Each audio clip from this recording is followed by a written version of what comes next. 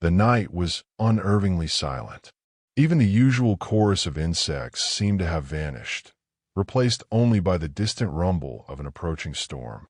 Ethan Kane stood on the porch of his farmhouse, the wooden steps creaking beneath his weight as he scanned the darkened fields. A rifle rested in his calloused hands, its presence more instinctual than necessary. He had lived too long on the edges of war to ignore the weight of unease settling in his gut. Then he saw it. A massive shape staggered into the moonlight, its silhouette casting a jagged outline against the rolling hills. At first, Ethan thought it was some injured animal, maybe a wolf too far from its usual hunting grounds. But as it drew closer, his grip tightened on the rifle. This was no earthborn creature. The thing collapsed mere yards from his porch, its chest rising and falling in heavy, labored breaths. Blood, thick and dark, pooled beneath it, soaking into the dry soil. Its armor, a strange fusion of metal and organic plating, was cracked and scorched, the sigils of some unknown alien language barely visible beneath the damage. Clawed hands twitched, one reaching toward a jagged wound at its side. Ethan's first instinct was to put a bullet in its skull. The war might have ended, but ghosts of it still walked the land. The Zyrrak Dominion had been humanity's most formidable enemy, ruthless, predatory, relentless. And now, one of their warriors lay dying at his feet. He exhaled slowly, adjusting his stance. "If you're here to kill me, you're doing a real shitty job of it," he muttered. The alien stirred at the sound of his voice. Luminous, predatory eyes, slitted like a wolf's, opened and locked onto him. For a moment, there was only silence, a primal recognition passing between them. Then, with a ragged breath, it spoke. "Help!" Ethan froze. The voice was rough, guttural, but unmistakably clear. This thing wasn't just some mindless war beast. It could think, reason, plead. Damn it. Against every ounce of instinct, he stepped forward. Keeping the rifle trained on the creature, he crouched down, getting his first real look at it. Beneath the armor and battle-worn exterior, the Zyrrak had a vaguely lupin structure, canine features mixed with something reptilian, built for speed and violence. Deep gashes tore through its side, revealing sinew and exposed plating that gleamed under the pale moonlight. The wounds were fatal if left untreated. Ethan exhaled sharply. "You understand me?" The alien blinked once. A slow, deliberate motion. "Can you move?" No response. The Zyrrak's breathing had grown shallower, its massive frame twitching with effort. Whatever had happened to it, the fight had been brutal. Ethan glanced toward the horizon. The war might have been over, but that didn't mean all hostilities had ceased. If something had done this to the alien, it could still be nearby. He should walk away. He should leave it to die. Instead, he slung the rifle over his shoulder, muttering a curse under his breath. "You better not make me regret this." It took everything he had to haul the creature inside. Despite its weakened state, it was heavier than it looked, muscle and armor weighing down every step. He dropped it onto the worn couch in the living room, his heart pounding from exertion. The farmhouse was old, built long before the war had carved its scars across the land. Ethan had spent years fixing it up, turning it into something that resembled a home. Now, with an alien bleeding out on his couch, it felt like some cruel joke. He rummaged through the medical supplies, grabbing antiseptics, bandages, whatever might work on non-human physiology. When he turned back, the Zyrrak was watching him, those unnatural eyes tracking his every move. "I don't suppose you can tell me what the hell happened to you?" Ethan asked, kneeling beside it. The alien's mouth curled slightly, either a grimace or a failed attempt at a smile. "Betrayed." Ethan stilled. That wasn't the answer he expected. He worked in silence, applying pressure to the worst of the wounds. The alien barely reacted, its endurance unsettling. Up close, Ethan could see the intricate patterns carved into its armor, symbols of rank, allegiance. The ZYRRAK had been an elite, a soldier of high standing. Betrayed. By whom? Ethan should have been more cautious, more hesitant, but something about this felt different. He had seen ZYRRAK warriors before, on battlefields, in the ruins of fallen cities. They never begged. They never asked for help. And yet this one had. The storm outside finally broke, rain hammering against the windows. Ethan leaned back, assessing his work. The bleeding had slowed, though the creature's breathing was still uneven. "You're lucky I didn't leave you out there," he muttered. The ZYRAK's gaze flickered, unreadable. "Lucky." A pause. Then quieter Virak. Ethan frowned. "What?" The alien inhaled sharply, its energy waning. "My name." For a moment, Ethan just stared. Then, with a slow nod, he leaned back against the wall. "Well, Virak," he said, stretching out his tired limbs, "you owe me." A deep rumble echoed from the creature's chest. Laughter, rough and strained. Ethan allowed himself a moment to breathe. The reality of the situation settled over him. He had just given refuge to an enemy soldier, one that should have been long dead. If anyone found out, if the wrong people came looking. His thoughts were interrupted by a distant noise. A low, mechanical hum. Ethan stiffened. He pushed himself to his feet, moving to the window. His blood ran cold. Beyond the fields, past the storm-laden sky, he saw them, silhouettes of alien ships hovering just beyond the horizon. They had come, and they weren't here for him. Ethan's breath slowed as he counted the dark shapes in the sky. 3, maybe 4 ships, sleek, predatory things, their hulls reflecting the distant flashes of lightning. They weren't moving yet, just hovering at the edges of his land, watching, waiting. Behind him, Virak stirred, his breathing still labored but steady. Ethan turned, his voice low. "Friends of yours." Virak's glowing eyes flicked toward the window. The moment he saw the ships, his body tensed, the last remnants of exhaustion burned away by something sharp and primal. Not fear, readiness, not friends. His voice was gravel, roughened by pain. "Hunting me." Ethan had figured as much. He grabbed his rifle and slung it over his shoulder, the weight familiar.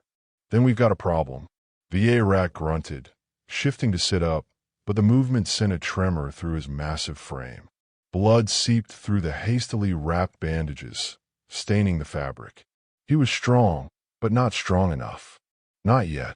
Ethan pulled open a hidden compartment in the floor, revealing a stash of weapons and supplies. The farmhouse wasn't just a home. It had once been a shelter for war survivors, and he had kept it stocked out of habit. Now, that paranoia felt justified. "How many?" Virak asked, voice tight with suppressed pain. "For ships," Ethan answered, tossing an extra rifle onto the table. "Could be more on the way." "Can they see us?" Virak's jaw tightened. "They know I am here. They smell the blood." Ethan frowned. "You're telling me they can track you by scent? From their ships?" "Not just scent. ZYRRAK warriors are bonded to their commanders. The moment I was wounded, they would have felt it." Ethan exhaled through his nose. That complicated things. The war had taught him plenty about the ZYRRAK, how they fought, how they killed, but no one had ever mentioned something like this. "They won't leave," Virak continued. "Not without me." Ethan considered his options. He could turn Virak over, let the ZYRRAK take their wounded soldier, and be done with it. He had no allegiance to this thing. But something about the way Virak watched the ships told Ethan that surrender wasn't an option. "They're not here to take you back, are they?" Ethan asked. Virak's silence was all the answer he needed. Ethan tightened his grip on the rifle. "Right. Then we don't let them in." The first ship moved. It descended smoothly, kicking up dirt and loose grass as it settled just beyond the barn. A ramp extended with a hiss of pressurized air, and figures emerged, tall, armored, and moving with lethal precision. Ethan counted 5 warriors, their exoskeletal armor reflecting the moonlight in jagged silver patterns. The one in front stood taller than the rest, his stance easy, controlled. A leader. Vierak exhaled slowly. Commander Tarn. You know him. Vierak's eyes didn't leave the figure.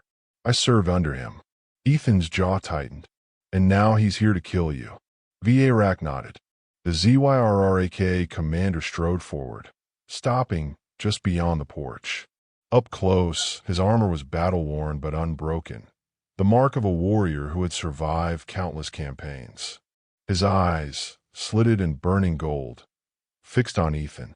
Human, he said, his voice like a blade dragged across stone. You are harboring an enemy of the ZYRRAK Dominion. Ethan leaned against the doorframe, keeping his rifle at his side but ready. That's so. Tarn's gaze flickered past him, to the dimly lit room where Vierak sat. His expression didn't change. Give him to us. This does not concern your kind. Ethan glanced at Vierak.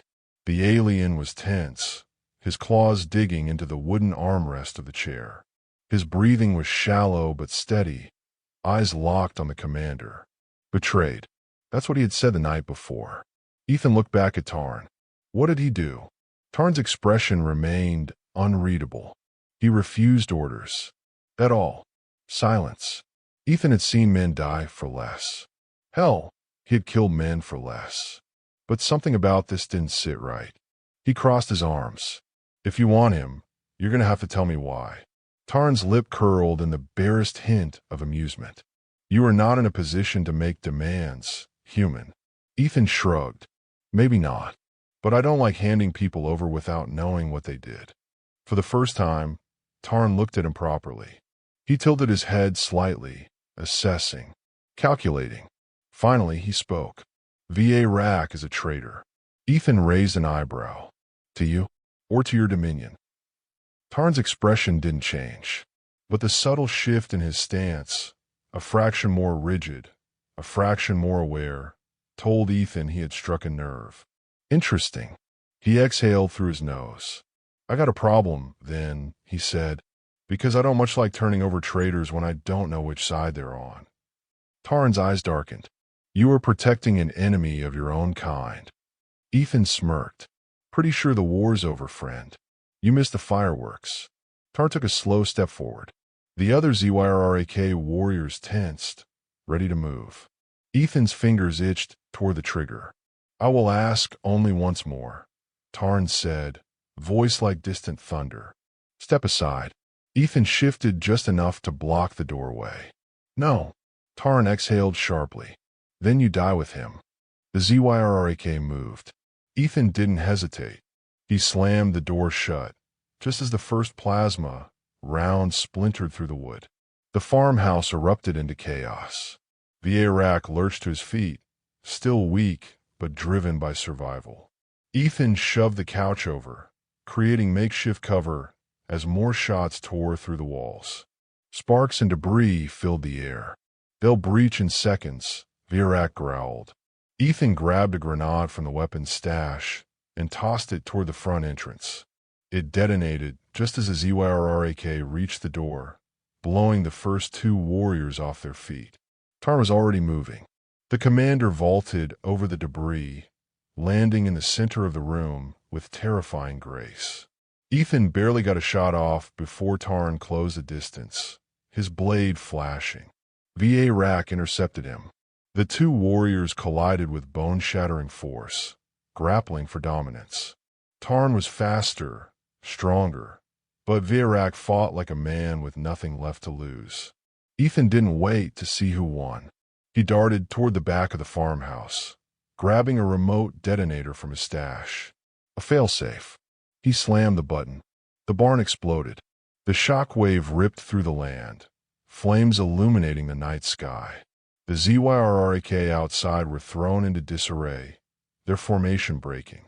Ethan turned back just in time to see Vierak land a brutal strike, sending Tarn crashing through a table. But the commander was already recovering, his eyes burning with fury. This isn't over, Tarn growled. Ethan wiped blood from his lip and smirked. No, he agreed. It ain't. Beyond the flames, more ships were coming. Smoke curled through the broken farmhouse, the acrid stench of burning wood and scorched metal thick in the air. Outside, the wreckage of the barn still burned, flames clawing at the storm-laden sky. The explosion had bought them a few precious seconds, not enough. Ethan wiped sweat from his forehead, his pulse hammering. V.A. Rack was beside him, his body coiled despite his wounds, golden eyes flicking between the splintered walls and the shadows moving beyond them. The ZYRRAK weren't retreating. If anything, the destruction had only hardened their resolve. Through the haze, Ethan could make out the jagged silhouettes of more warships descending, sleek, obsidian things, their thrusters roaring against the wind. Reinforcements. V.A. Rack exhaled sharply. More will come. No shit, Ethan muttered. Tarn was already recovering, his massive frame rising from the debris of the shattered table. His armor was scuffed, but intact, his predatory gaze locked onto Verac like a wolf, scenting wounded prey. He barely acknowledged Ethan. He knew who the real fight was with. V.A. Rack bared his fangs. You should have left me to die, Tarn. Tarn's voice was calm, almost gentle. And let you die a coward's death? No. You betrayed the Dominion. You will answer for it. Ethan raised his rifle. That ain't happening. Tarn didn't even spare him a glance. You do not understand, human. This is not your war. Ethan barked out a humorless laugh. Funny. Sure as hell feels like one. The moment snapped. Tarn lunged. V.A. Rack met him mid-charge, their bodies colliding with a sickening crack. The ZYRRAK warriors fought like living weapons, brutal, precise, unrelenting. V.A. Rack moved with practiced aggression, countering Tarn's speed with sheer ferocity. Claws scraped against armor, fangs bared in lethal intent. Ethan didn't have time to watch. The reinforcements had landed. More ZYRRAK warriors spilling onto his land like a swarm of locusts. His fingers tightened on the trigger, and he fired. The first warrior went down, his exoskeletal plating cracking under the force of the blast. The second dodged, too fast, closing the distance in the space of a heartbeat. Ethan barely managed to twist out of the way as a blade slashed through the air where his throat had been. Too close. He slammed the butt of his rifle into the warrior's snout, heard the satisfying crunch of bone, and followed it up with a shot to the chest. The ZYRRAK staggered, but didn't fall. Damn tough bastards. A second warrior was already moving in. Ethan barely had time to raise his rifle before Verac's clawed hand shot out, gripping the attacker's throat and crushing it with a sickening snap. The warrior slumped, lifeless. For a moment, their eyes met. V.A. Rack nodded once, a silent understanding. Then he turned back to Tarn. The commander was bleeding now, dark ichor seeping from a gash across his shoulder. But he was still standing, his chest rising and falling in measured, unshaken breaths. You fight well, V.A. Rack, Tarn admitted. Respect, but no hesitation. V.A. Rack wiped blood from his mouth, his stance shifting lower. Tired but defiant. I fight to live. Tarn tilted his head. Then you should have chosen a different side. He struck like lightning, a blur of motion, his blade finding a gap in V.A. Rack's armor, sinking deep into his side. V.A. Rack roared in pain, staggering back, clutching the wound. Blood poured between his claws. Ethan didn't think. He just moved. His rifle was already up, his fingers squeezing the trigger. A single shot tore through Tarn's shoulder, knocking him back just enough for V.A. Rack to disengage. Tar didn't fall. He never fell. Instead, he turned his burning gaze toward Ethan. Recognition. A shift. A new target. Shit. Ethan barely had time to react before Tarn was on him. The commander closed the distance in an instant, a blur of speed and lethal intent. Ethan managed one wild shot before Tarn's clawed hand wrapped around his throat and lifted him off the ground. Pain flared as Ethan's back slammed against the farmhouse wall. His rifle fell from his grip, useless. Tarn loomed over him, his slitted eyes narrowing in curiosity. "You are brave," he mused. "For a human." Ethan gritted his teeth. "And you talk too much." He pulled his hidden blade from his belt and drove it into Tarn's exposed side. Tarn snarled, his grip loosening just enough. Ethan dropped, rolling away just as Virak tackled the commander from behind, their bodies crashing through the weakened wall and into the storm outside. Ethan coughed, forcing air back into his lungs. His ribs screamed in protest, but he pushed himself up, grabbing his rifle. Outside, the battle was shifting. The ZYRRAK reinforcements were still coming, but the explosion had drawn attention. Something was moving in the sky. Not ZYRRAK ships. Ethan's breath caught. Human dropships. A full squadron of them. Through the rain and fire, he saw them descending, their thrusters illuminating the battlefield. Tar must have seen it too. His head lifted slightly, his golden eyes narrowing. A calculation. For the first time, hesitation. Virak drove his claws into Tarn's chest, sending him sprawling. Not a killing blow, but close. Tarn exhaled slowly. So be it. A signal. The remaining ZYRRAK warriors fell back toward their ships. No retreat. A tactical withdrawal. Tar met Virak's gaze one last time. A promise. A warning. Then he turned, boarding the ship as the ramps sealed behind him. The ZYRRAK ships lifted off, vanishing into the storm. Ethan let out a long breath, his grip on the rifle relaxing just slightly. His gaze shifted to Virak, who swayed but did not fall. The human dropships landed. Armed soldiers poured out, weapons raised. Not at Virak, but scanning the battlefield, securing the perimeter. One of them, a captain by the insignia, strode forward, eyes locked on Ethan. "You want to tell me why a squadron of ZYRRAK just fled from your farm?" Ethan exhaled. "It's a long story." The rain had started to ease, but the smoke still lingered, curling in thick ribbons from the wreckage. Flames crackled in the distance, casting a flickering orange glow over the ruined farm. Ethan stood in the mud, his rifle still clutched in his hands, watching as the ZYRRAK ships disappeared beyond the storm's edge. They were gone. For now. Virak stood beside him, battered but unbroken. Blood matted his fur, seeping from the deep wound in his side, but he didn't falter. His golden eyes followed the disappearing warships, his expression unreadable. He had fought off death once, but Ethan could see the toll it had taken. The human dropships had landed in formation, their engines humming as soldiers secured the perimeter. The captain, a hard-faced woman with sharp blue eyes, studied Ethan with a mixture of suspicion and expectation. "You gonna tell me what the hell just happened here?" she asked, voice taut with authority. Ethan wiped a hand over his face, exhaling sharply. "Would you believe me if I said it started with me feeding a dying alien?" The captain's eyes flicked toward Virak. She studied him the way a soldier studies an unknown threat, calculating risk, weighing options. "He's ZYRRAK, she said flatly. "No shit," Ethan replied. Her gaze hardened.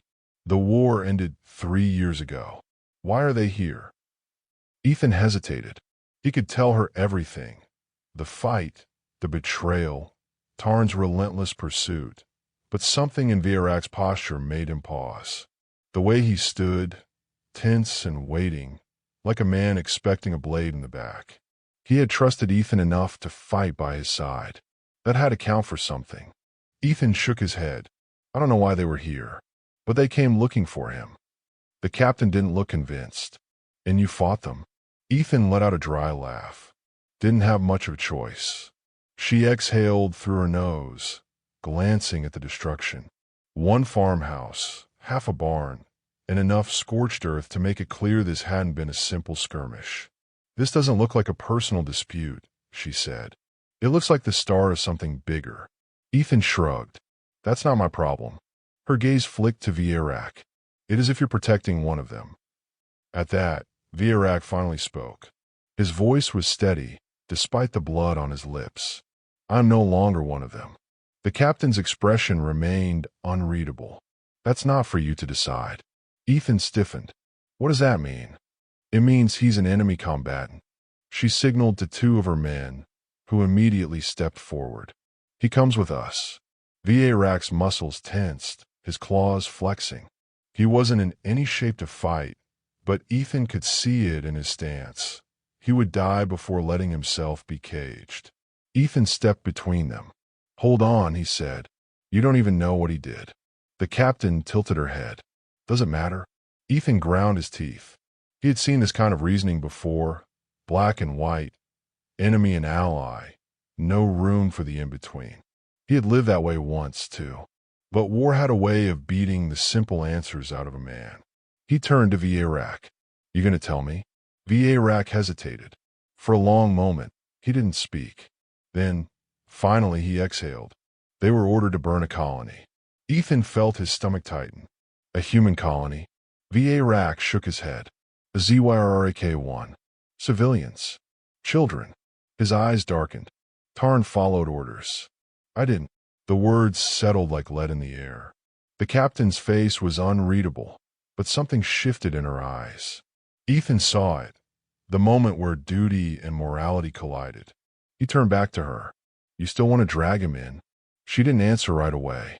Instead, she studied Vierak, as if trying to see past the scars and the fangs and the alien armor. Try to see the man underneath. Finally, she sighed. If I take him in, he won't get a fair trial. Ethan didn't need to ask what that meant. Prison, execution, whatever the brass decided was the easiest way to deal with the problem. So don't take him in. The soldiers around them tensed, hands tightening on their weapons. But the captain didn't move. You willing to vouch for him? She asked. Ethan didn't even hesitate. Yeah. A long silence stretched between them. The rain had stopped completely now, leaving only the smoldering wreckage and the distant rumble of thunder. Finally, the captain exhaled. Then you'd better make sure he doesn't give me a reason to regret it. She gestured to her men. Pack up. We're done here. One by one, the soldiers fell back, boarding the dropships. The engines roared to life, kicking up waves of dust and ash as they lifted off. Ethan watched them go, waiting until the sky was empty again. Vierak let out a slow breath. You didn't have to do that. Ethan smirked. Yeah, well, I'm not real good at letting people die when I can help it. Vierak studied him for a moment. Then, finally, he nodded. Ethan glanced around at the wreckage. His home was in ruins, half his land scorched, and he was pretty sure he had just made an enemy out of a very pissed-off ZRRAK commander. He sighed. So, what now? Vierak considered the question, then looked toward the horizon. They will come back. Ethan figured as much. Vierak turned to him, his expression unreadable. I cannot stay. Ethan exhaled through his nose. Didn't think you would. Vierak nodded once, a warrior's farewell. Then he took a step back, disappearing into the shadows of the smoldering land. Ethan watched him go until he was nothing more than a dark silhouette against the dying embers. The sky above was clear now, the stars breaking through the storm. Ethan rolled his shoulders, turned toward the ruins of his farmhouse, and got to work.